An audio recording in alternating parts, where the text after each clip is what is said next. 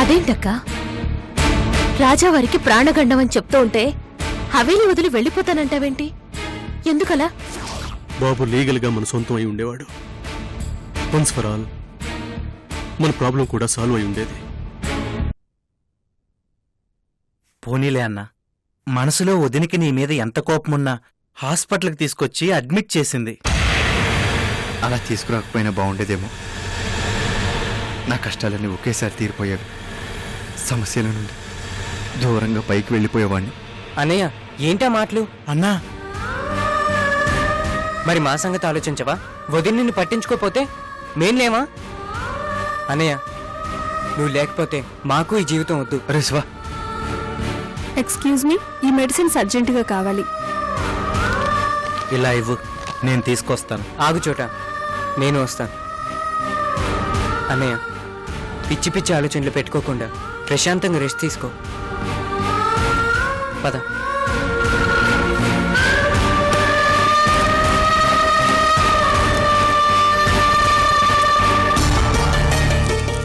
ఈ టాబ్లెట్ వేసుకోండి.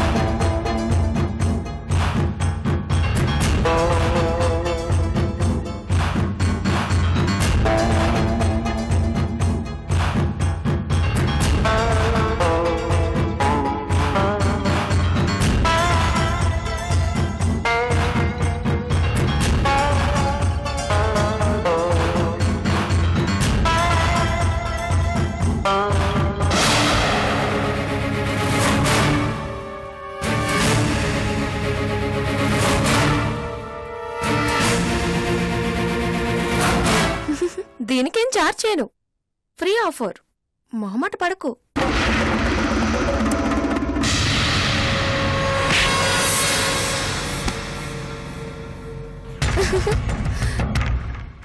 త్వరగా రికవర్ అవ్వాలంటే డాక్టర్ ట్రీట్మెంటే సరిపోదు. నా ట్రీట్మెంట్ తీసుకో. 2 రోజుల్లో పరిగెత్తేలా చేస్తాను.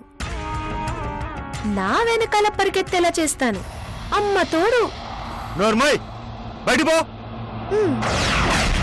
బెడ్ మీద ఒక్కడవే పడుకోవాలంటే బోర్ కొట్టడం లేదా? కంపెనీ ఇమ్మంటావా ఏంటి? సెలైన్తో పనుండదు. నా లైన్లోకి వచ్చేస్తావు. శ్రీప్రియ వెంటనే ఇక్కడి నుంచి వెళ్తావా లేదా?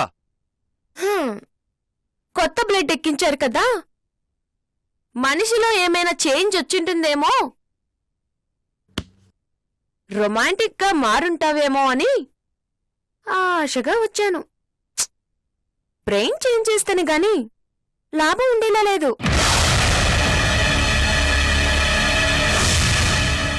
హలో, మగాళ్ళ బిహేవ్ చేయవయ్యా మగడా. ఆడదానితో ఇంతగా బతిమలాడించుకోవడానికి సిగ్గుగా అనిపించడం లేదా?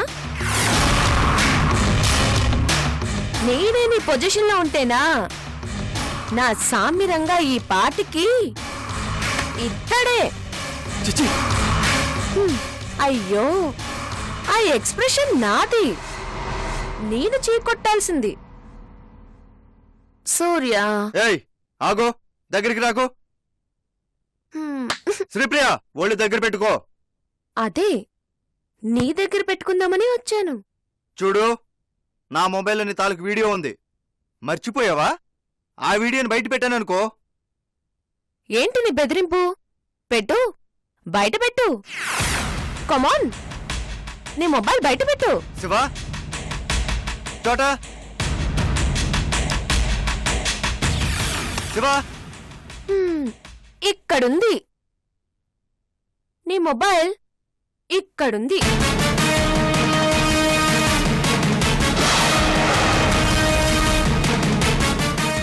ఏయ్, అది నా మొబైల్, నీ దగ్గరికి ఎలా వచ్చింది? నీకంటే నీ మొబైలే నయం. యమా యాక్టివ్, ఎప్పుడు ఛార్జీలోనే ఉంటుంది. ఇలా కన్ను కొట్టానంతే, అలా ఎగురొచ్చి నా దోసెట్లో పడింది.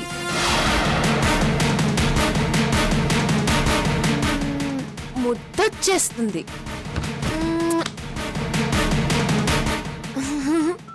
పిచ్చోడా, మొబైల్ కాదు ఇంపార్టెంట్, మెమరీ కార్డ్. అది నా దగ్గరుంది, భద్రంగా సేఫ్గా ఉంది.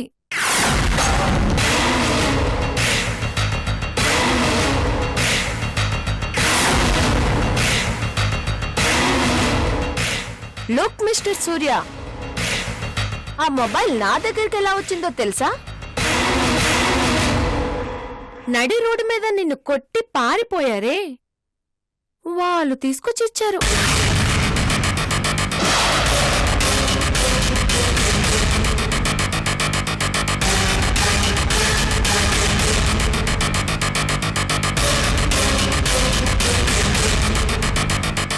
వాళ్ళెవరో అని నీ డౌటా? నా మనుషులే, నా క్లోజ్ ఫ్రెండ్స్, నా కాలేజ్ మేట్స్.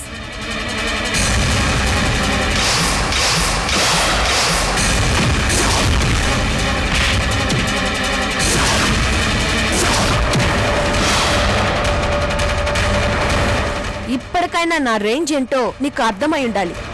పంతానికి పోతే ఎక్కడిదాకైనా వెళ్తానన్న విషయం అర్థమై ఉండాలి. బుద్ధిగా నా కౌగిట్లో కరిగావా సరే, లేదు నా రక్తం ఇలాగే మరుగుతూ ఉంటుంది, నిమిత మోజు పెరుగుతూ ఉంటుంది. వర్కౌట్ అయ్యే వరకు ఇలా నీ వెంట పడడమే నా వర్క్, వదిలేది లేదు. ఇంకా ఇలాగే ఇదే మొండితనంతో ఉన్నావనుకో, నా స్ట్రాటజీ మారుస్తాను. నా ఫ్రెండ్స్తో చెప్పి నీ తమ్ముడు శివని అటాక్ చేయమని చెప్తాను.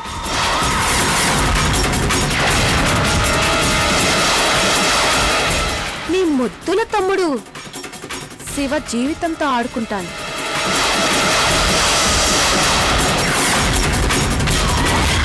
కళ్ళ ముందే ఆడుకుంటా. Sripriya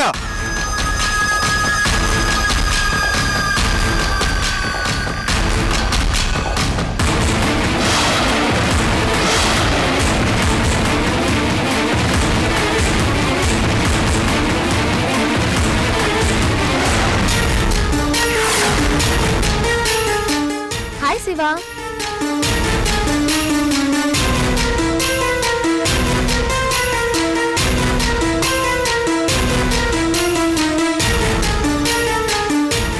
how are you?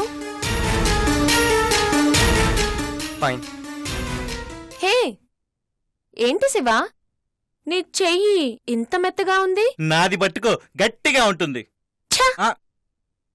Shiva, మగాడి చెయ్యి గట్టిగా ఉండాలి. రోజు జిమ్కెళ్ళు, బాడీ బిల్డప్ చెయ్యి. అరే శివ ఇలా రా. ఓకే శివ, మళ్ళీ వస్తాను.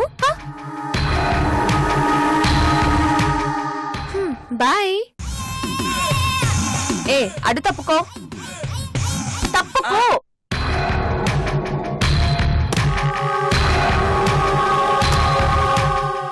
నా ఫ్రెండ్స్ తో చెప్పి నీ తమ్ముడు శివని అటాక్ చేయమని చెప్తాను. ఏమైందన్నయ్య? ఎందుకలా ఉన్నావు? ఏం లేదు, ఏం లేదు. నువ్వు జాగ్రత్తగా ఉండు.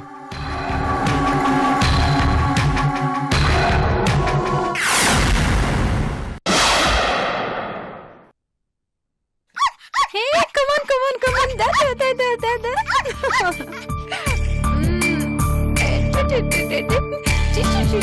Jackie.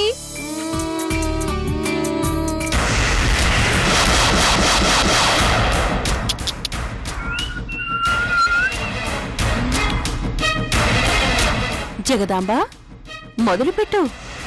ఈ హవేలీ ఆస్తిని చేజిక్కించుకోవడానికి నీ నాటకాన్ని రంజుగా మొదలుపెట్టు.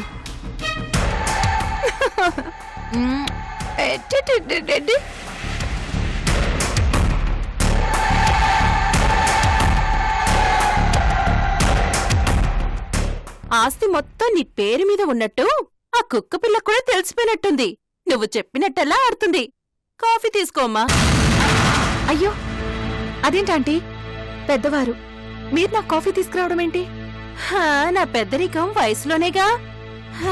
ఎంతైనా హవేలీకి మహారాణివి, ఈ ఆస్తి మొత్తానికి ఓనర్వి. ఈ మాత్రం సేవ చేసుకుని, అదీ కాక నువ్వు దయ చూపిస్తేనేగా నేను హవేలీలో ఉండేది, పారాయిదాన్ని. ఆంటీ, అలా మాట్లాడొద్దు. మీరు ప్రియాంకకే కాదు, నాకు అమ్మే. నేనెప్పుడూ మిమ్మల్ని పరేవాళ్లలా చూడలేదు, చూడను కూడా. నీ అభిమానానికి చాలా సంతోషం అమ్మా. అమ్మవి అన్నావు కాబట్టి ఆ చనువుతో మనసులో మాట అడిగేస్తాను. ఏం అనుకోవద్దు. ఏమీ అనుకోను, అడగండి. అదేనమ్మా, ఆస్తి గురించి. అప్పుడెప్పుడో ఓ రాక్షసి, అదే మృణాలిని, నీ దగ్గర నుండి ఆస్తి బలవంతంగా లాక్కుంది. కారణం ఏదైతేనే ఈ నేలకి ఆస్తి మళ్ళీ నీ చేతికొచ్చింది. అవునా?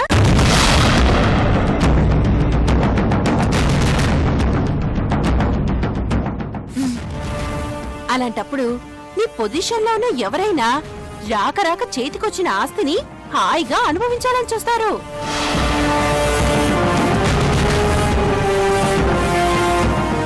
రాణి హోదా ఎంజాయ్ చేయాలనుకుంటారు, వైభవంగా వెలగపెట్టాలనుకుంటారు. అంతేకాని పిచ్చిదాన్లా ఎవరికో రాసివ్వరు. అర్థం కావట్లేదు. అదేనమ్మా, ఆస్తి నీ పేరు మీద ఉంచేసుకోకుండా మళ్ళీ మీ మామగారి పేరు మీద రాయడం ఎందుకు అని అడుగుతున్నా.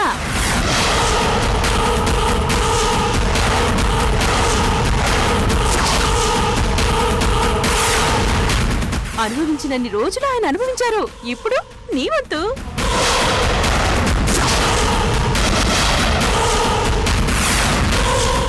ఎవరో ఏదో అంటారు, అనుకుంటారు అని ఆలోచించుకో, పట్టించుకోకు. నీ సంగతి నువ్వు చూసుకో. ఆంటీ,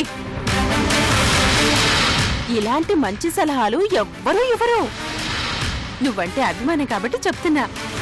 అర్థమైందా? ఎందుకైనా మంచిది వెంటనే సందీప్ దగ్గర నుండి ఆ ఆస్తి డాక్యుమెంట్స్ తీసుకుని నీ దగ్గర పెట్టుకో. ఎటొచ్చి ఏమైనా పనికొస్తుంది. నీకు నేను సపోర్ట్గా ఉంటానుగా. నువ్వు మీ మామగారి గురించి మర్చిపో. ఆంటీ,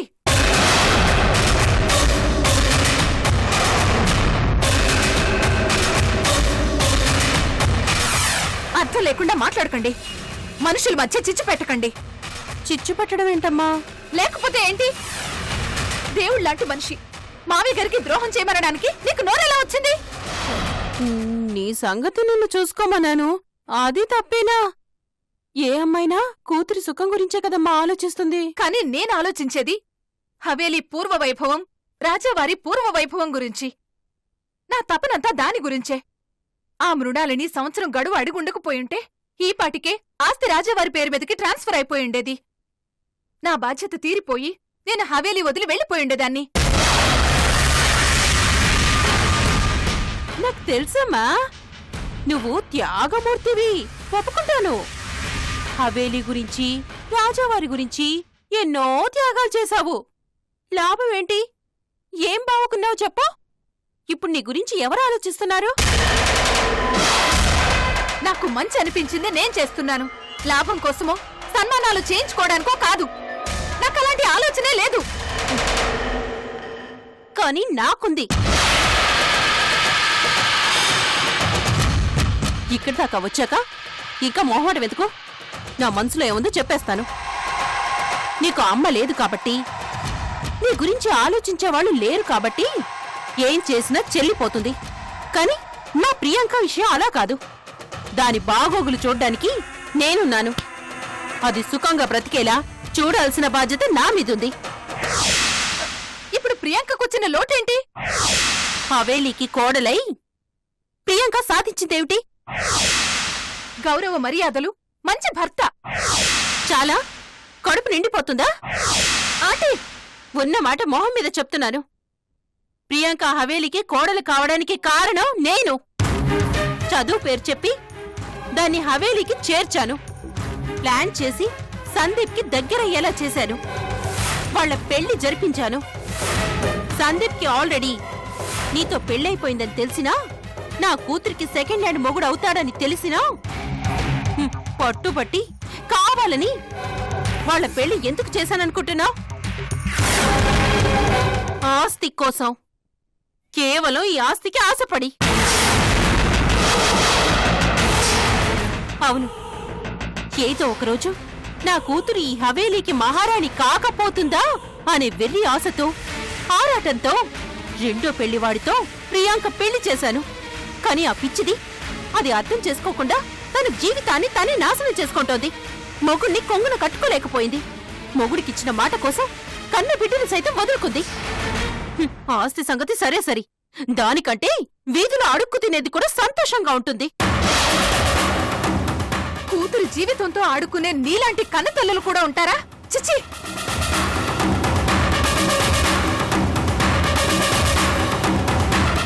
నువ్వు 100 సార్లు చీకొట్టు, 1000 సార్లు చీకొట్టు, దులిపేసుకుంటాను. కానీ ఒక్క హెల్ప్ చేయి. ఏంటది? నువ్వెలాగో ఆస్తి వద్దనుకుంటున్నావు, మహారాణి హోదాని వద్దనుకుంటున్నావు. హవేలీలో నీ తర్వాత ప్లేస్ ప్రియాంకకివ్వు. అది నీ తోటి కోడలు. నువ్వెలాగో త్యాగమూర్తివి కదా. నువ్వు వద్దనుకుంటున్న ఆస్తిని ప్రియాంకకి త్యాగం చేయి.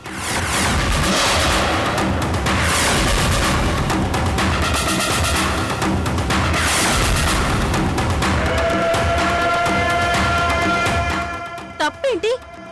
సందీప్ భార్యగా, హవేలీకి కోడలిగా నీకు ఈ ఆస్తి దక్కనప్పుడు అదే హోదాలో ఉన్న ప్రియాంకకి ఎందుకు అదృష్టం దక్కకూడదు?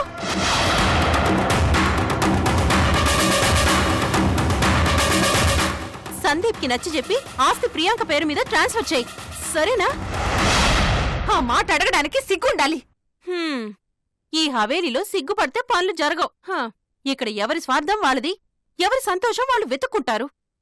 నా కూతురు నోట్లో నాలిక లేనిది, దానికి అడగడం చేత కాదు. పోనీ నేను అడుగుతున్నానని తెలిసినా నా నోరు నొక్కేస్తుంది. అందుకే దానికి తెలియకుండా అడుగుతున్నాను. జీవితాంతం నీకు ఊడికం చేస్తాను. పుట్టబోయే మనవరాలికి నీ పేరు పెట్టుకుంటాను. నీ ఫోటోకి రోజు దండం పెట్టి పూజ చేసుకుంటాను. దయచేసి ఆస్తి నా కూతురు పేరు మీదకి ట్రాన్స్ఫర్ చేయి. కావాలంటే నీ కారు పట్టుకుంటాను. ఆంటీ ఇరిటేట్ చేయొద్దు, నా సహనాన్ని పరీక్షించొద్దు. వెళ్ళిపో. పోనీ పూర్తి ఆస్తి రాసి ఇవ్వడానికి ఇష్టం లేకపోతే కనీసం సగం ఆస్తైనా రాసివ్వు. ఛీ! మిగతా సగం మీ రాజా వారికి రాసివ్వు. దీనికైనా ఒప్పుకో. Shut up! వెళ్ళిపోతావా లేదా? సగం కాదు కదా, ఒక్క రూపాయి కూడా రాసివ్వను. అసలు నువ్వు ఇలా అడుగుతున్నావని ఆలోచిస్తున్నావని తెలిస్తే ప్రియాంక కూడా నిన్ను చీకొడుతుంది తెలుసా? నేను ఆస్తి రాసివ్వడం గురించి మాట్లాడుతున్నాను, ప్రియాంక గురించి కాదు. ఇంకోసారి ఆస్తి గీస్తి అన్నావంటే హవేలీలో ఉండకుండా తరిమేస్తాను, జాగ్రత్త. చిచ్చి, వయసు వచ్చింది ఎందుకు?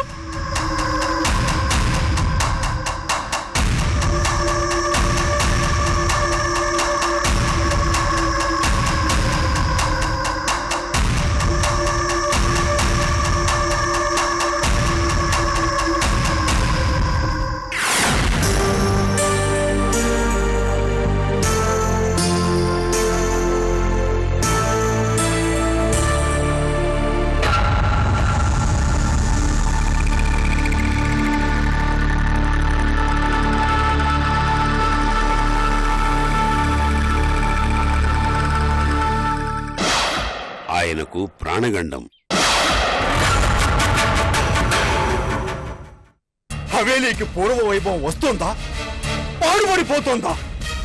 చూస్తుంటే మా కళ్ళ ముందే హవేలీ కుప్పకూలిపోయేలా ఉంది. తట్టుకొని అలివేద్దాం.